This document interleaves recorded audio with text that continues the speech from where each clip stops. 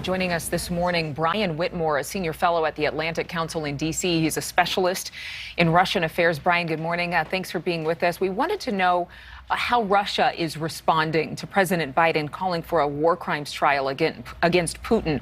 To them, is this just rhetoric? Is this all just talk? Is there precedence for something happening like this and Russia actually being vocal about it? Russia's actually denying that these atrocities even happened. Russia's claiming that it was actually the Ukrainians that used crisis actors, and that this was all staged to kind of set Russia up and make Russia look bad. So that's been the response from Russia, Adrienne. But in terms of the U.S. saying that there should be a crimes trial, do we know that the Kremlin has responded to any of that?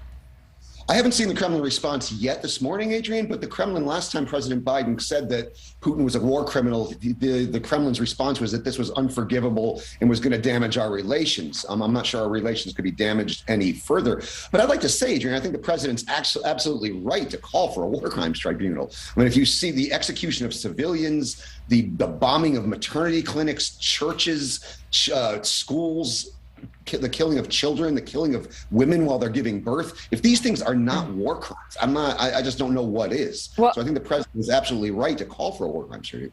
I think that a lot of people would agree that the president is right about it, but what are the steps that would actually be taken to hold Vladimir Putin responsible? I mean, in terms of the Hague, the International Criminal Court, can they even get involved? Does it have any jurisdiction over Russia? Well, actually, neither Russia nor the United States are signatories to the International Criminal Tribunal, but these alleged crimes took place on the territory of Ukraine. And Ukraine is a signatory to the International Criminal Tribunal, and Ukraine is cooperating with the International Criminal Tribunal. So the tribunal does have jurisdiction here. So that's not in question. What is in question is how do you apprehend Vladimir Putin? Right? That'll be very difficult. One thing it is going to mean, if this is followed through with, is that President Putin's days of a globe-trotting leader are pretty much over. He's pretty much going to have to stay in Russia or in other friendly countries.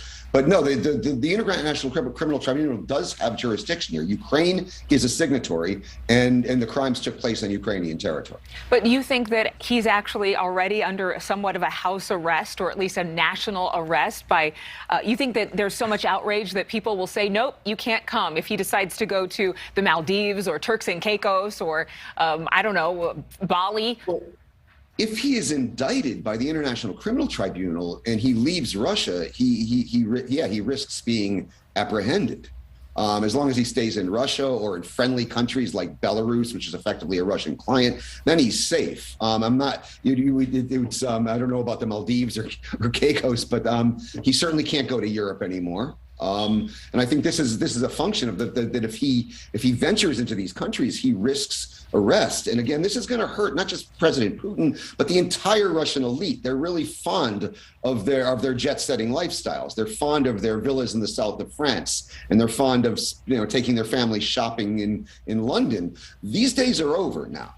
This is a rogue regime, and so this will be the real effect of this. I am skeptical that we will actually see Putin in the dock at The Hague. Although I would love to see it, I am very skeptical that we're going to see that. But the court, again, certainly has jurisdiction here. These crimes took place in Ukraine. Ukraine's a signatory to the court. But I have one more question. We have 30 seconds left.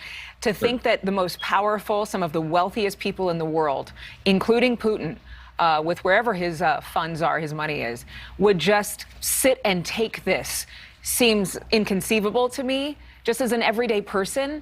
So what do you think Russia would do next? I'm not sure what they could do next. I mean, Russia believes it has a great power exemption to these international laws. It believes the rules do not apply to it. And I think this is going to set an extremely important precedent to show that the rules do apply to Russia. Thank you so much. A very smart conversation with Brian Whitmore.